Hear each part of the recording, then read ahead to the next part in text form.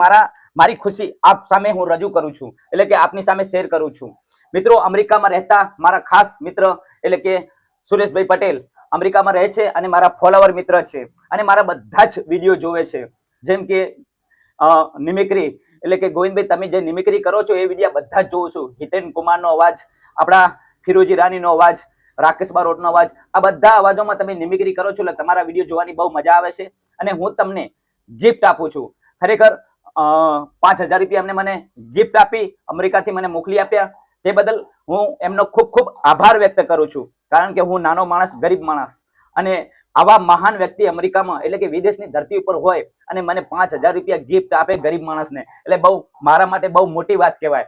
તે બદલ પહેલા તો સાહેબ આપનો ખૂબ ખૂબ આભાર વ્યક્ત કરું છું. અને એમને કહ્યું કે ગોવિંદભાઈ મારો વિડીયો બનાવી ફેસબુક ઉપર મૂકજો, ઇન્સ્ટાગ્રામમાં મેલજો અને યુટ્યુબમાં મૂકજો. અને મારી ફરમાઈશ છે ગુજરાતી ફિલ્મના સુપરસ્ટાર હિતેન કુમારનો અવાજ, ગુજરાતના લોકગાયક રાકેશભાઈ બારોટનો અવાજ અને ફિરોજી રાનીનો અવાજ. તો આપણે સાંભળીએ હિતેન કુમારનો અવાજ. હિતેન કુમારની ફિલ્મ હતી એકવાર પીઓને મળવા આવજે, એ ડાયલોગ સાંભળીએ. જે ઘડીએ વજયસિંહ ઠાકોર તમારે આંગણે આવ્યો છો ને, ઘડીએ તો મોતને મુઠ્ઠીમાં લઈને આવ્યો છો. અને આજે મારા નાનકાનું વિક્રમનું પ્રીતનું ફૂલ ખીલ્યું છે, એની રાધાનો હાથ માંગવા આવ્યો છું. પણ એક હત્યારો થઈને બીજો હત્યારો કઈ રીતના હોય એ તો વિચાર કરો મુખી કાકા. આ એકવાર પીઓને મળવા આવજે, હિતેન દાદાનો ડાયલોગ. અને એમ કહેવાય કે એકવાર મારા મલકમાં આવજે, રાકેશભાઈ બારોટ અને હિતેન કુમારની ફિલ્મ હતી, એની અંદર જે ડાયલોગ છે. જે ઘડીએ અરે રાવણની દુનિયાને બાળીને ખતમ ના કરું તો મારું નામ સૂરજ નહીં.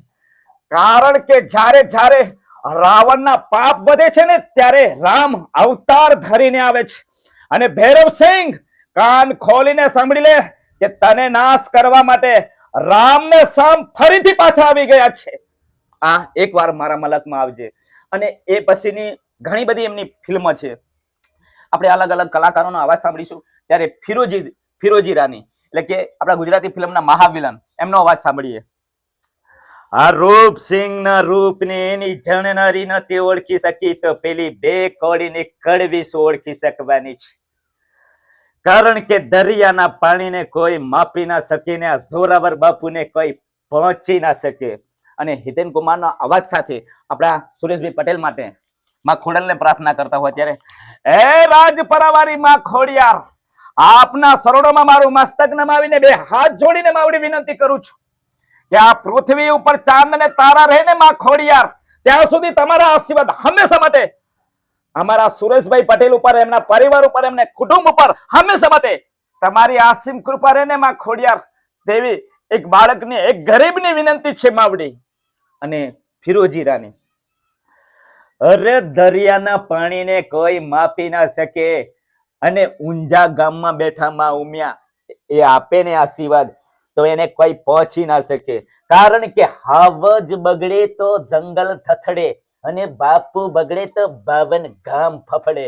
અને માતાજીના આશીર્વાદ એટલે કે ઉમિયામાના આશીર્વાદ. ખરેખર આવા મહાન વ્યક્તિઓને હું ખૂબ ખૂબ આભાર વ્યક્ત કરું છું. અને આપણે સાંભળીશું રાકેશભાઈ બારોટનો અવાજ. અરે ગળધરાવાળી માં ખોડિયાર, બે હાથ જોડીને હું તમારા શરણોમાં મળી એક વરદાન માંગુ છું.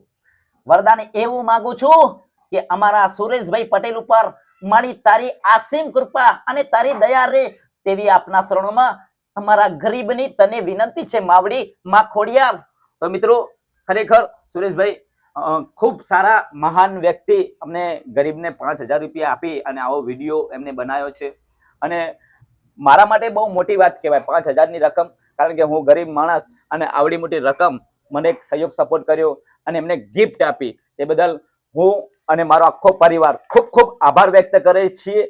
અને સાથે આપણે સાંભળીશું ગુજરાતના નામચીત મિલિયમ મેગાસ્ટાર એટલે કે નરેશ કનોડિયા સાહેબનો અવાજ.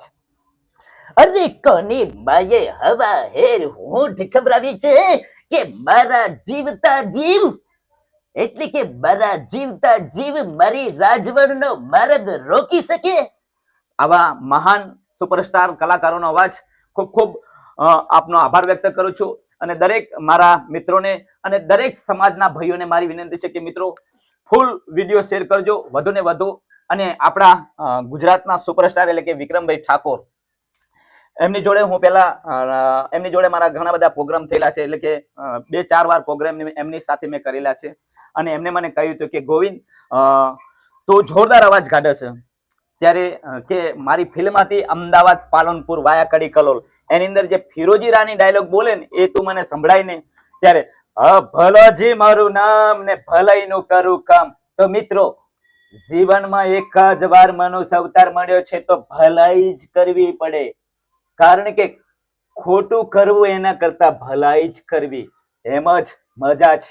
જય સીતારામ, જય માતાજી.